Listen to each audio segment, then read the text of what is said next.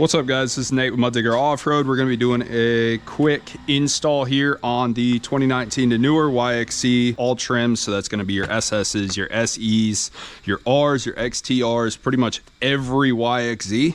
And this is going to be a 3-inch suspension lift for the 2019 and newer models. They will not fit the 16 to 18s. So to start off, when you open up the box, this is essentially what you are going to see if you ordered the kit with our limit straps. The strap kits will either come with Super ATV straps or PRP straps. Literally the exact same strap. They just have a different name stitched on them. So if you order the straps, this is what the kit is going to look like out of the box. You've got bolts, washers, and the aluminum overlay on the front lift bracket. And the front bracket is going to get spacers, washers, and your M10 bolts. These are going to be your rear brackets. So this is your driver side and your passenger side. And then it will come with two 3/8 inch self-tapping bolts as well. These are going to go right through this hole. And this is where you're going to drill your 21/64, I believe. It's on the website. I'll check it. And this gets drilled into your lower control arm. It's essentially an additional mounting point. Right here is where the factory mount goes, and this is where the shock gets moved to. If you ordered the kit without limit straps, you are going to get this hardware set.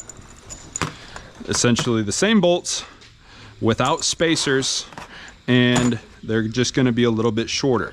This is if you have your own limit strap setup, if you're running it to another location that is not tying it into the shock mount. So just keep in mind, you do need to run limit straps with this kit, or you will hyperextend your CV axles and tie rods, as well as ball joints. So we'll take this over to the machine and we'll do a quick rundown on how to install this kit with and without limit straps. All right, so you've got a 10 mil bolt right up under here. Shouldn't be very tight, it's just going into the plastics. Once that's out, the nose should be loose. And then you've got two plastic push pins right here. They kind of screw out and then you can grab them and pop them the rest of the way. Once you get them started, you can just screw them out with your hand and then pull them out. Sometimes they'll come out in two pieces. Then these two pieces should be separated, and that should be all you need to be able to get up in there. If you want more room, there's 10 mil bolts behind the light here, right there for the plastics. One on this side, and then this whole nose is loose. And that's all you need to be able to get to the shocks. And now we've already got the kit on this machine. You can see the way that it's going to look when you're finished there. So what we're going to do is simulate the install for this part, and you're going to want to jack this up all the way until your tires are about 2 inches off the ground. All right, and at this point, this is where you're going to remove the factory bolt. Once again, nose cone's loose, so we can easily get up there with a socket. And you're going to remove this bolt to put the kit in.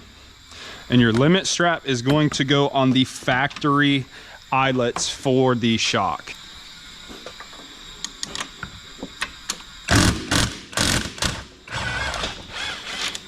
Go ahead and pull that bolt out. And then now with the new bolts,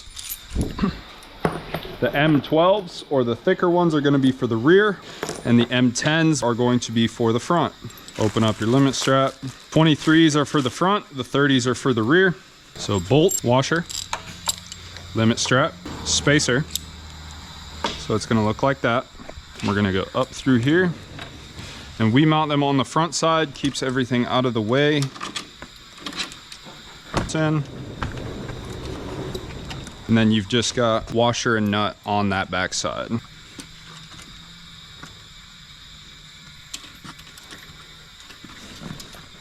All right, so loosen it.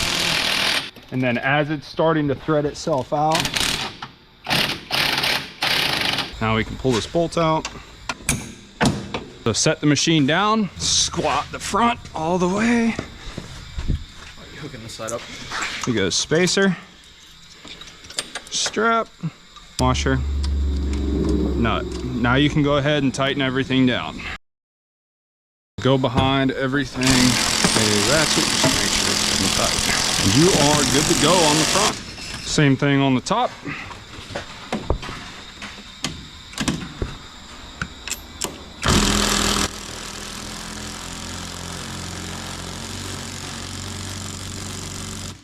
And moving on to the rear end. It's obviously already assembled.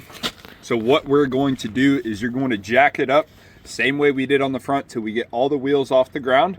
The rear, we're actually gonna have to remove the tires. And then this bolt for your upper control arm will have to be removed. What that does is it allows you to swing the knuckle out just enough to be able to get this bracket on here with the coilover. So once you've got it picked up, tire removed, this bolt completely removed from the upper control arm, you're gonna go ahead and take your bracket. The tabs mount inboard on both sides. You're gonna go ahead and bolt this through the factory bolt, and then you've got your new bolt that you're just gonna have positioned in there for right now. And then go ahead and drill your hole here. So put that bolt in, the bracket will be sitting right there. Drill that hole and then tighten the 3/8 inch self-tapping bolt down. And then now you can go ahead and reinstall the coilover on the bottom. For the top, simply remove the factory bolt. The factory bolt head is on this side. Remove the factory bolt this way, and then you're gonna put the longer bolt in from the front of the vehicle.